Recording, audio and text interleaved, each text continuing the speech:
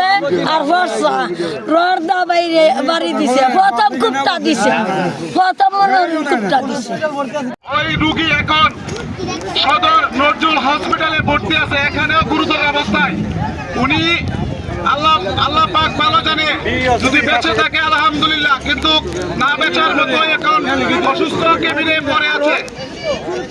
আমরা সমাজে যারা আছি আজকে মানব বন্ধন করার আরো লক্ষ্য আছে। এর ভিতরে কুতুবালির উপরে ওর পরিবার, ওর ভাইয়ের ওর ভাতিজা আরো হুমকি দামকি কুতুবালির উপরে। তাই কাজে আমরা সমাজে এক নিকৃষ্ট লোক সমাজের পরিবেশ নষ্ট করতেছে। বারবার আমরা টানার টানাওয়ালারে বলে ওই নাকি টানাওয়ালার পকেটে থেকে ওই বলে মামলা হাজিরা দিবস শেষ। কাজেই ওই কোনো কিছু তোয়াক্কা না করে নিরীহ মানুষের নিজে চোখে দেখে নেই, মানুষের চোখে বলছি উনি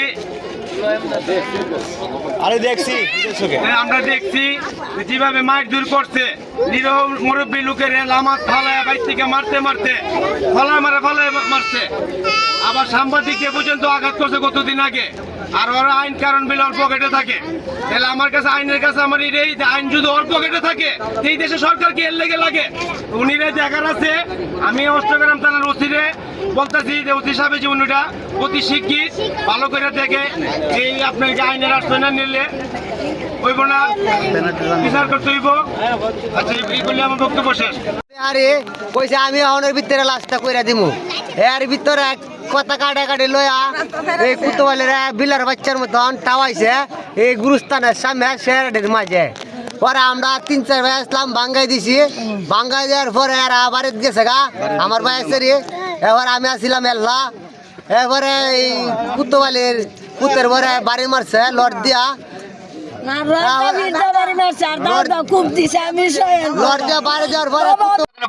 আমরা নিছিলাম বাগরপুর ধরা নাই, বর্তমানে আমরা কৃষক হসপিটালে ভর্তি করা হয়েছি। আমার মেম্বারের বউ ভরসুর বউ কাল্লা বয়া বই করছে, আমি কই বহুক দো আজগা কইতাছে বাইতে কেরে বাইরি না কুইতা রুই আইতাছে। বাবা আমার গেটটা আগে দেয়া দে নাইলে দইরা নিব। ওই রুগী এখন সদর নজরুল হসপিটালে ভর্তি আছে, এখানেও গুরুতর অবস্থায়।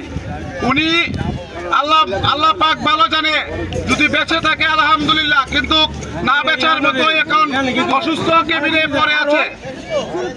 আমরা সমাজে যারা আছি আজকে মানব বন্ধন করার আরো লক্ষ্য আছে।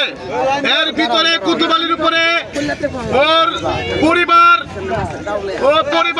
ওর ভাইয়ের ওয়াইফ, ওর ভাতিজা আরো হুমকি দামকি কুতুবালির উপরে। তাই কাজে আমরা সমাজে এক নিকৃষ্ট লোক সমাজের পরিবেশ নষ্ট করতেছে। কাজে বারবার আমরা টানার আশ্রয় নেই। ওই টানাওয়ালারে বলে ওই নাকি টানাওয়ালার পকেটে থেকে ওই বলে মামলা হাজিরা দিবস শেষ।